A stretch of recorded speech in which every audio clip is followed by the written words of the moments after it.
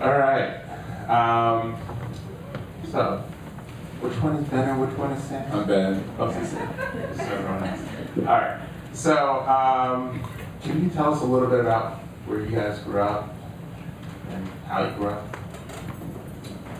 Yeah, so we were both born in Oakland and grew up mostly in Berkeley. I went to Berkeley schools. Sam bounced around to Albany, Berkeley. And yeah, Berkeley's a very diverse place located in the Bay Area, right across from San Francisco. And yeah. Okay. So, what got you interested in the Village of Peace? Well, the Village of Peace is something we did not know about, like many people. About 10 years ago, I was working at the Marriott in downtown Oakland, and I met a gentleman there, Shalim, and Sar Amadiel, the guy I was talking about, no Nicki Minaj, that's his father. Elamar is his brother. So when Shalim's mother, Rakida, and some of his sisters came to visit, I got a chance to meet them in Oakland. We developed a relationship, kept in touch, and Ben and I went to Israel for the first time 5 years ago. Let's say 4 or 5 years ago. And we, of course, wanted to go visit. So the thing about my friend Shalim, he never talked about the village and his upbringing, where he comes from, how the community is. So I really had no idea, I just dragged my brother along, we're going to go visit Rakida, and he was like, okay. And we actually came to the community for the first time during Unity Week, which is a huge celebration where there's a lot of music, song, dance. Some of the B-roll footage we had in there was from some of those celebrations, some of those big dances with all the people out. So it was just such an amazing experience for us, and we were completely blown away. And right away, we were just asking questions, and those questions never stopped coming. And we just couldn't figure out how this is not something that people in Israel, in neighboring cities, aren't even familiar with. So Ben has a background in film. He went to film school. I worked in television for a couple of years, and we have a lot of friends that are in the arts. So when we got back home, we were telling everyone about it, and we all kind of came together. And the next year, we went out there and filmed the movie. It was pretty crazy. Now, in the movie, you guys have some beautiful shots of Israel. Some of them seem like aerial shots. How did you go about those? We got a jib, a pretty cheap. Yeah, we ordered a jib, and Jib is? It's just like kind of like a maneuvering crane. It's like a crane for. This is the camera. So we just had a lot of view spots. We didn't have like a drone or any helicopter shots or anything like that. Okay. But yeah, we found our director of photography through Craigslist. Actually, he was the only person. He was the only person who came on like that we didn't know. It happened to work out. He was amazing, obviously. So it worked out good. So, while you were there, could you tell us a little bit about, the structure of the community, particularly like the leadership structure, and from the Ben Ami on down, what your experience was with that? Yeah, so Ben Ami is the top. He's their spiritual leader. Beneath him, I believe, are the princes. And then there's the princesses, and then it goes kind of down from there. So it's very much like a hierarchy. We mostly dealt with the minister. The ministers are right under the princes. We dealt with the minister of information, who's the father. And that's kind of how their structure is set up. It's kind of based on how long you've been there inside the community, and whether you live in the nucleus and the actual village, then your status goes up as well. And of course, your experiences and what you'd be good at, as far as the Minister of Divine Health is obviously very knowledgeable about the diet and nutrition. Okay. Real quick, how was the food? Oh, Amazing. my God, it was great. Amazing. Rakida is actually Shalim's mother, Elamar's mother. She was here to visit in Oakland just about a month ago, so she cooked me a huge meal, and I took some home with me. It was we were there for like 2 weeks, and they made every single meal for us, and it was, being vegan was not bad when they were cooking, that's for sure. Well, you might need to, you know, put copyright on that sentence. Just one quick thing. So while you were, I do a lot of research on like being a Jewish diversity professional. One of the things I came across in recent days was regarding one of the fritzes. We talked about it before a little bit. That one of them has recently been convicted of attempting to lobby without being a former representative of the government, particularly Zimbabwe and for the dictator there. But I just wanted to. It seems so positive. Like, was there like any aspect of that where you were just like, whoa? Definitely. I mean, sorry. In the research that we were doing, there was some things that came up, and I think that the film, it does seem really positive because we wanted them to tell their story. We didn't want to be the ones involved in the story, and we figured they're gonna try to come off like the best that they can, but at the same time, there's so much controversy in a lot of the things they're saying anyway. So we figured it kind of evened itself out in that sense. Okay. So I guess now we'll just open it up to all of you wonderful people.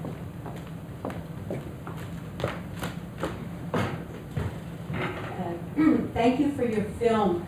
It was very interesting.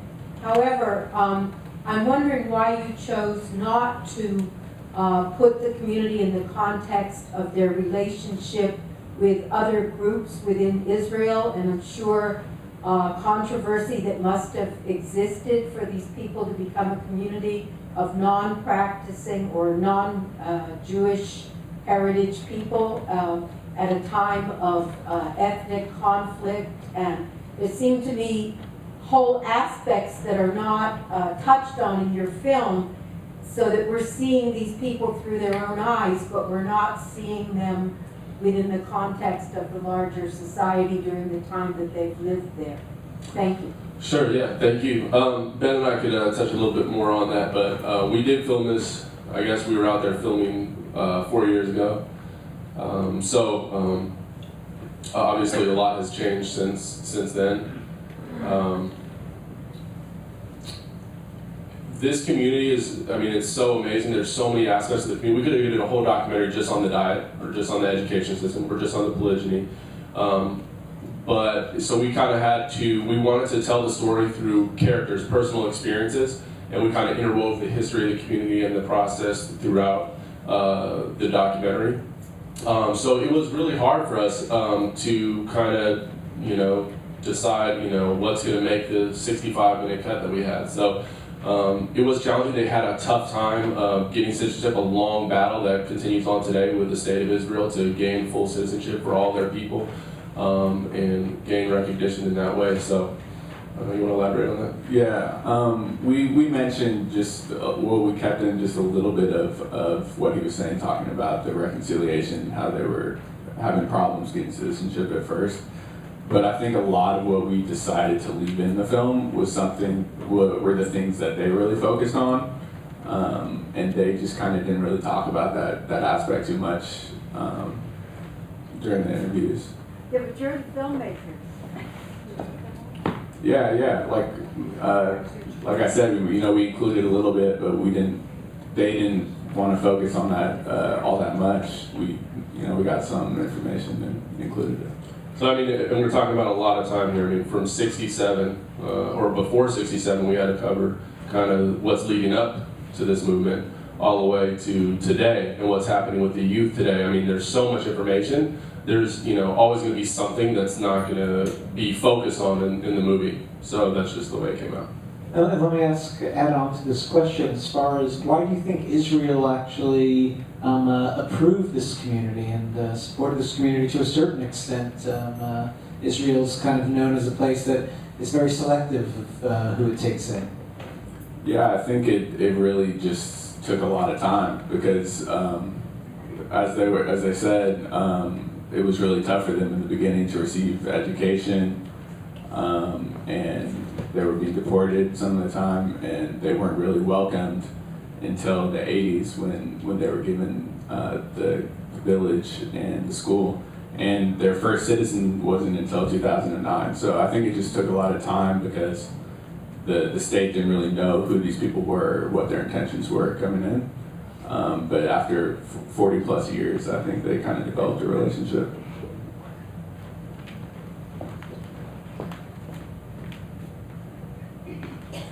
This is a wonderful film. Thank you. I have a statement and a question. The statement is that it's been said there are three types of people. There are Jews, those who hate Jews, and those who want to be Jews. This seems to be the third group. My question is about Dimona. I've never been to Dimona. I believe it's a desert community.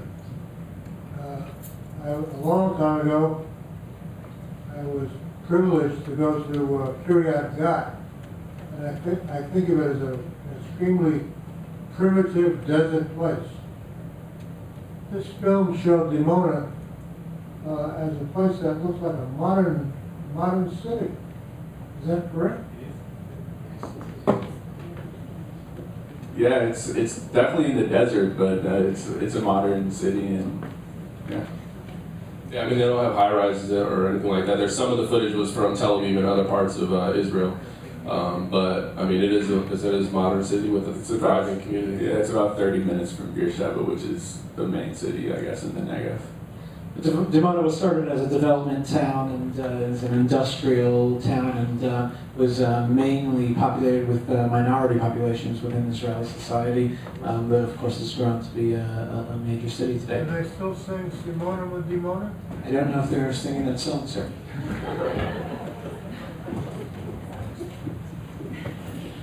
I thought the film was great. I learned a lot. Piggybacking on our previous conversation about relationships between this society and the rest of Israeli society, I was really intrigued by the little snippet when he talked about didn't really believe in race. And I was wondering if you got a sense at all in your time in this community about the relationship between the African Hebrews and Ethiopian Jewry. If there's a relationship at all, is there any tension, animosity? Are they aware of each other? I know they're aware of each other, and I don't know of any tension or animosity. I think it's just a difference in beliefs, philosophy. Do you want to touch on that? Yeah, I know. Sar Madiel jokes that the main diplomatic relationship with the Ethiopian Jews is his son Elamar, who only dates the Ethiopian girls. So. I will add something, I don't know, and maybe Jared, you have some more elements here to add as well. As far as Ethiopian Jews in Israel, unfortunately, came in. There was a lot of hope there, but have moved in some ways societally to kind of leaning towards the bottom of Israeli society as far as its inclusivity and education, and they're really not developed and made as part of Israeli society as one would have hoped. And I recently met an African-American woman who moved to Israel, and anytime she spoke Hebrew in Israel, they assumed she was Ethiopian and treated her a certain way. But when she spoke English in Israel, they knew that she was not Ethiopian, and suddenly she was elevated to a whole other level, which... I've had some experience with that. I mean, when I go into a store in Israel, well, either they assume that I don't know any Hebrew whatsoever, and then they'll just speak to me in English, or they'll think I'm Moroccan. And I don't know why. Or they'll ask me if I'm Ethiopian, and I usually tell them that, that is a different bone structure. One of my friends said, oh, this is a bad joke, but like one of my friends said, oh, well, you look like you just ate a whole family of Ethiopians. And I'm like, ouch. But that's me, I'm soft, right? So could you talk about, there was a clip towards the end about the split that like in recent years there have been many more younger African Hebrews like going through the army and making formal conversions in the army. I know there's like a whole group of guys that meets like in near Kfar Saba. Most of them have Russian wives. But could you talk about that, the split? Yeah, so the first member of the community to go into the IDF, I believe, was in 2004, and it's kind of been a mixed bag for the community. I think that's a lot of the reason that they are starting to gain citizenship now, because they're cooperating with the state and getting involved. But at the same time, now Damona's pretty remote from the rest of Israel. Now they're starting to integrate within the rest of Israeli society, and they're going off, now that there's the internet, they're going on Facebook, and there's a lot of outside influences. So it's definitely changing. A lot of the people are moving to Tel Aviv or elsewhere outside of the community, and they're, yeah. Yeah, that's kind of where we left the film. I mean, it's, you know, this whole community was established by people who wanted to go there, wanted to be there, wanted to start this. And now you're seeing kids that are born and raised there, brought up there, that's all they know. And it's, you know, hopefully everything works out well. But one of the biggest challenges for the community is how do we keep the youth in line with, you know, because they haven't had the same experience as their parents. And so that's the big question. Just one thing as far as citizenship goes. There are some, like especially the little kids whose parents weren't born in the United States, and there's a statute of limitations with citizenship for the United States. So those little kids are neither citizens of Israel nor of the United States. Lost track. I mean, they're at Damona. Yeah. I think they know what they are. Well, they're found. Yeah. Thank you. I didn't get a sense, I really enjoyed the film, I didn't get a sense of how the community supports itself. Do they grow all their own food? Do they have jobs outside, or do they have industries inside the village? Can you talk about that a little bit? Yeah, they have jobs inside the community, outside the community. The community does own car rental, restaurants, vegan restaurants. They recently struck a deal with Domino's. Domino's is doing a test pilot for vegan pizza, and they're doing it in Israel, and they sell all the vegan cheese to Domino's. So They have the tofu factory that you saw, they exported that. So they have businesses set up all around, but for the most part, I would say each person has a job outside of the community or within the community itself. They hit it right by choosing veganism. It's really, on the rise now. Good, smart idea. Hi guys.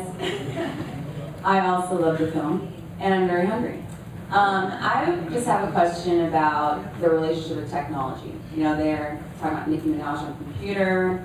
The young lady had an iPhone. Like, what's their beliefs around that? The kids want as much technology as they could get. They all do keep Shabbat, which means no technology, electricity, anything from Friday night to Saturday night. Other than that, their parents are trying to get them off the internet, I guess, but it's not working too well. They're all on Facebook and Instagram and stuff. The ultimate unifier. Folks, I want to thank you all so much. I just want to ask one last question. Where can people see this film? Where is it going? Great. So November 19th, we'll be playing at the Brownstone, which is here in Manhattan. There is very limited seating. I think there's only 70 or 80 seats available. So please do get tickets at villageofpeacemovie.com. Also, we're on Facebook if you want to know about upcoming screenings in different areas. Village of Peace, and then on Instagram at Village of Peace Movie. I hope you wrote that down. One last question up here. Good evening, Jason. Hello. Great film. Thank you. And with the questions that was going on this evening, it was very interesting. One, the community is, my name is Ben Asiel, and the community is both self-sufficient and, as you stated, have other businesses within Israel. We support from outside here by giving donations, as we all do, type offerings. In addition to that, other questions as far as relationships with each other. Well, the relationship is as we are. We said there is no black or white religion. We are open into this because, as we know by Torah, by Scripture, anyone that prays to East or do the Lord is our brothers and our sisters. And we pray that each one and other individuals feel the same way too. That's why we have moved into that direction. Continuing on just about the comment you made about dictatorship and robbery, it was a little bit more than that. It was working on trying to bridge, again, families. And we did go in and say that we can lobby for this, but we didn't know we had to sign a document that said for you to be a lobbyist, you have to be registered. Gotta love it. Gotta love the system of America. As we continue to move forth on, I thank you, and the movie is great. You did a lot of documentary on it, and we continue to move forward on this. And why is it not known? You tell me why it's not known. I'm glad these gentlemen took the step of leap of faith out there to do it and to put it forth out there. Maybe we can continue to bring it forth out to the forefront even more. Blessings. Thank you. Thank you all for coming. Thank you guys. Thank you. Thank you, Darren. Thank you, guys. Yeah, we'll be around for questions in the lobby if you guys have any additional questions.